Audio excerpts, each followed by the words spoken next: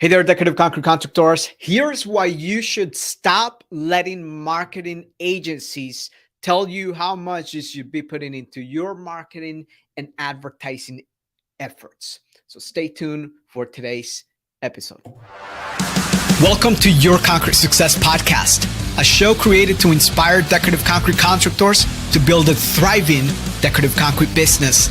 I'm your host, Danny Barrera, the founder of Concrete Marketing Group, a digital agency specialized for concrete contractors, and also the author of the Digital Concrete Contractor Marketing Plan, how to turn your online marketing efforts into a lead generation machine. On each episode, I'll be sharing proven tips, strategies, and processes from leading experts in the industry on how they found success in their concrete business. Welcome back. My friends, this is Danny with Concrete Marketing Crew. And if you're watching this video right now, type in live right now. If you're watching this video live on YouTube, and if you're tuning in from any one of these streams on any podcast platform, Spotify, Apple, Amazon, you name it, would appreciate if you give us your feedbacks, your 2 cents in getting value. So the conversation of today is stop letting marketing and advertising agencies tell you how much you should be spending into marketing or advertising. So why would I be even telling you this? If I'm a marketing agency myself, if we run a team of 17 individuals and we have to put food on our table, why would I be telling you to not let us tell you how much to spend to advertise? And here's the real reason. Is because in business, you have to be strategic. And most contractors starting out, I shared this yesterday, get into this vicious cycle of starting out. Okay, I'm going to use the handy dandy whiteboard. Starting out in business, maybe they get a referral tour, maybe they start landing some jobs, maybe they get a nice client and they pump their revenue up, and all of a sudden, jobs just start draining out, and they realize, man, I have to start doing something about my business. So they get into this specific cycle of feast or famine. Maybe they reach out to Home Advisor. Maybe they get a website done. Maybe their friends is helping them out, or they're boosting Facebook ads posts, and they start realizing, man, at some point in time, this has got to change. So at this point in time is when they say, well, I might as well just hire a marketing agency. Let me Google. Let me go into the Facebook group and ask who's running Facebook ads. Well, if that is your situation, the problem really is you don't have a sales process in place. And I'm going to tell you why.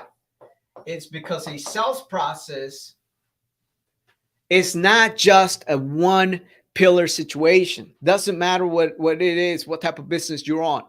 Marketing agency, we have our own sales process. And the sales process determines what your closing ratio should be. Meaning it's going to tell you, if I present to 10 individuals, how many of those individuals would actually go into becoming clients, paid projects, booked projects for your business? Is it going to be 50%? Is it going to be 40%?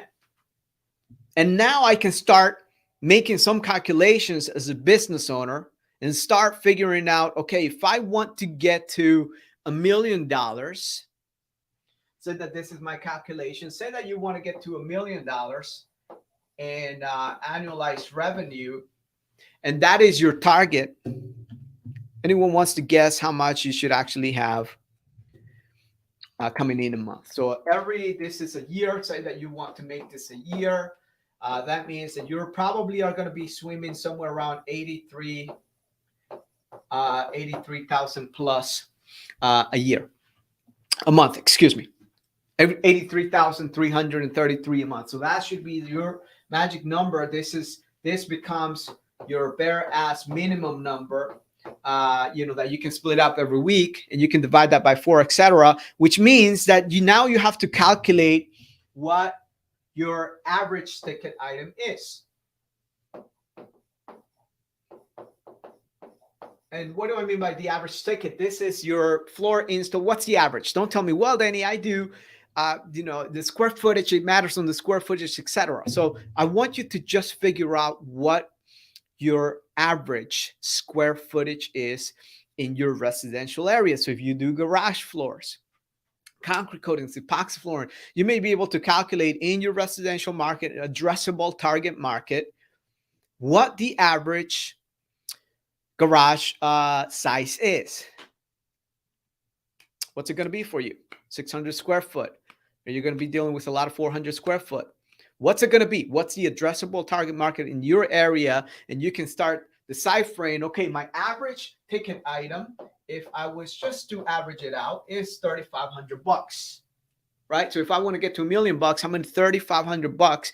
If I need to make $83,333 a month, how many of those installs do I need? That means I can divide it up, and then it would come out to somewhere about 24 installs. It could be a lot less if the ticket item is higher, mind you, right? So it could be a lot less. So if you're aiming for bigger projects, etc., you need to figure it out. You also need to figure out profitability. So some individuals are marketing out there, going out there, and their profit margins are just dirt to the floor. And they don't have any room for advertising dollars, because here's the thing is, if I can figure out how to get 24 installs, now I can reverse engineer. And this is where the sales process comes into play. This is why I started with the sales process. The 50% becomes very important. Why? Because here's the beauty. Ladies and gentlemen, if you're watching this and you're enjoying this information, I want you to do me a solid. Number one is leave a comment. Number two is share this with someone that you think would find it helpful. Number three is give us your feedback. Let me know if you're finding this content resourceful and helpful to you and your decorative concrete business.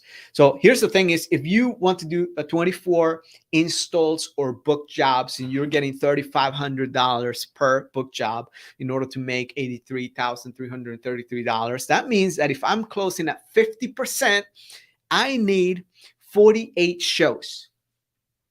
I need 48 shows, meaning this is sales calls, demos, sales demos, right? Whatever you call it, your sales presentation. You need 48 of them booked. And this is where the magic sauce happens. This is why you don't let your marketing or advertising agency tell you how much to spend on advertising. Instead, you should come to your own conclusion and figure out, okay, what's it going to take for me to get 48 shows? What's it going to take for me to do that every single month consistently and be able to do it month in and month out and book myself out in advance? This is where the advertising comes into play. Because now I can figure out, okay, I need 48 shows. Now let me look at my advertising. How much am I putting in direct mail? How much am I going to put into Facebook advertising? What's it going to be like? What's each channel going to be like? So here's one of the equations that I want you to start thinking about. Is if you're going to be pulling in to about $1 million a year, and you want to get to $83,000, at some point in time, you have to have a marketing budget that you can use. Now, if you're starting out and you're starting out with a clean slate, that means that you should program and plan yourself out. You should be able to ask a marketing agency, hey, how much does it take to generate a lead? That is the first number that I want you to consider.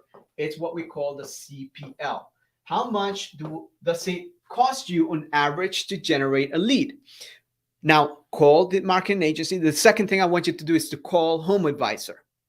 Call Home Advisor and get pitched. Now, don't close you can choose to get some leads from Home Advisor, but do it for the sakes of understanding numbers and metrics. Do it for your sakes of documenting this so that you know what you should be investing in paint. So I want to figure out what that is for a unique lead. So a unique lead, exclusive lead from Facebook ads, Google ads. I'm just going to throw some numbers out there. If we're running, for example, Facebook ads, I'm just going to throw some numbers. Facebook, we can generate leads for as little as $25. Let's just put it there. It could be less. It could be more. Some areas it's like $48. Some areas it's like $12. So it varies depending on the area. If we're doing TikTok, we may be getting same quality leads for $12 or for $6. It depends on the service area. TikTok ads. If we're doing Google ads, this same the same prospect, except that it's higher quality, higher intent, we may be paying upwards of 75 to 80 bucks. And these are just some numbers. Some numbers to understand, okay, what's it going to take? And I'm going to tell you, you're going to be able to come up to your own conclusion. Okay, so based on these lead sources here, how many leads is it going to take for me to book an estimate, to book a demo, to book an appointment? Now you start realizing, okay, so again, have the conversation with a marketing agency. They're going to tell you. Now you can start doing some calculations and saying, okay, how many leads is it going to take for me to book a sales demo? So if you're sitting at 30%, if you're using social media ads and you're getting 30% of the leads to book a demo, and then we turn Google ads, and then it's taking us 70%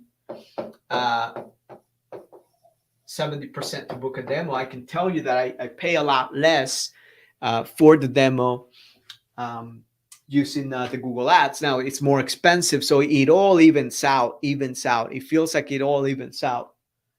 17 out of 10 people, and then it all evens out because of the cost per lead. So this is why I tell you, like, at some point in time, you have to get someone that understands your industry, in this case, decorative concrete coatings, epoxy flooring, and you start calculating, okay, so, I'm going to need this amount of leads, or I'm going to need that amount of leads to book a specific demo. And you're going to be able to figure out.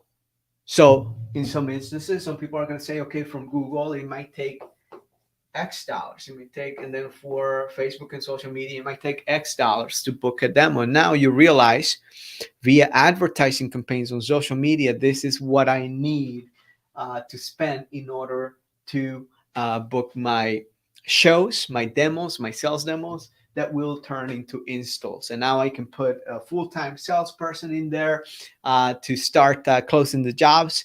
And once I get this service area done, then maybe I can add another sales rep, someone else onto the team. I can add a couple of other crews to be able to handle the influx of business, and you can start booking yourself out in advance. So with that being said, this is all numbers. This all comes down to numbers. So I want you to ask yourself, like, what are you doing right now to come up with your numbers on how much to spend into advertising? Small Business Association recommends 6%, maybe more, of the entire revenue. Come to think about it, if you're bringing home, again, this is different. Like if you're starting out, you want to get to $1 million, it's very, very doable. It doesn't take a lot in the decorative concrete industry. It doesn't take a lot. It doesn't take a genius to pull that off. It doesn't. You get a couple of projects booked out, and again, your average project value. So, for example, we have individuals that they do outdoor living spaces between stamped concrete and water features and all of this. Average project size, I'm telling you right now, they make $1 million a month, no problem. A couple of $1 million a month booked out. And they still have leads that are qualified from people that are looking to get an estimate. They still need to show, they still need demos, and the value may be less, right? Because of the project size. So again, I want you to ask yourself, to get real with yourself, what do I want to build for myself? What do I want to challenge myself? And currently you're sitting at a specific place in your business in revenue that you can track down month by month. If you have QuickBooks, you can go back and look at how much you've been bringing in every month. And then start realizing, start multiplying that. If I'm on track to doing this every single month,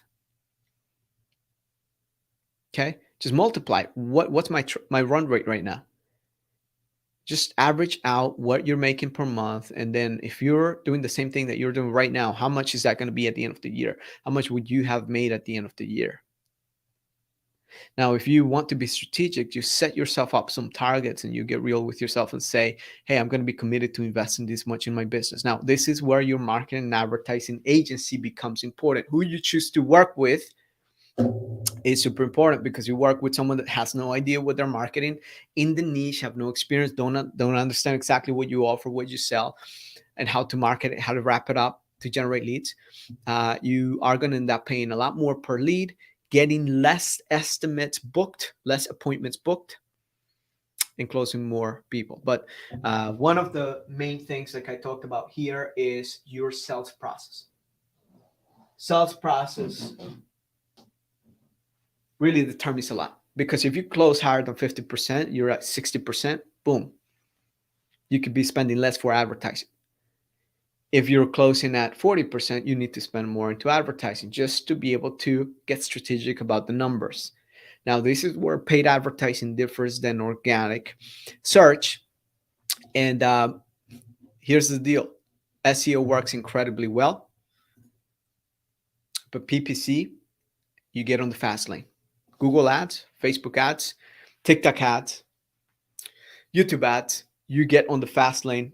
It gets you there faster, more strategically. And when you add PPC and you start generating revenue and dollars, say from your Google ads, now it's time to start thinking long-term. As you're starting to get more profitable and you have more revenue coming in, more allocated dollars you can put towards advertising and marketing. Now you can say, okay, it's time to invest into SEO. And the more that you invest into paid media, the more your search traffic is going to go up for your business. More people are going to look you up. It's going to be easier to rank your website in the long run. So anyways, I put so much right now into this specific podcast episode. But if you have any questions, what I want you to do is to head on over to Concrete Marketing Crew. And Concrete Marketing Crew, if you don't know who we are, what we do is we specialize in helping flat work and decorative concrete contractors, such as coating contractors, epoxy flooring installers, decorative concrete contractors that all they do is flooring, be able to accelerate their leads, the amount of booked estimates, and the amount of jobs that they close. And we have a strategy. We have the accelerator program that helps you out. All you need to do is go to concretemarketingcrew.com and click on watch the free video, or on the learn more button. It's going to take you to the video that is going to walk you through the entire process that I just described here. And what you want to do at the end of the day is just get results. We have experience in working in this industry specifically, and we guarantee the results. But anyways, hope you enjoyed this specific podcast. If you have any questions, feel free to reach out at concretemarketingcrew.com, and I'll talk to you guys soon. You are amazing. Take care. Hey there, Concrete Contractor. If you enjoyed today's episode, make sure that you go ahead and hit that subscribe button. Give us your feedback. Let us know how we did. And also, if you're interested in taking your flat work and decorative concrete business to the next level online, make sure that you visit concretemarketingcrew.com today and learn more about our services. And go ahead and download our free internet marketing checklist for decorative concrete contractors. You'll learn a thing or two about what you can improve for your business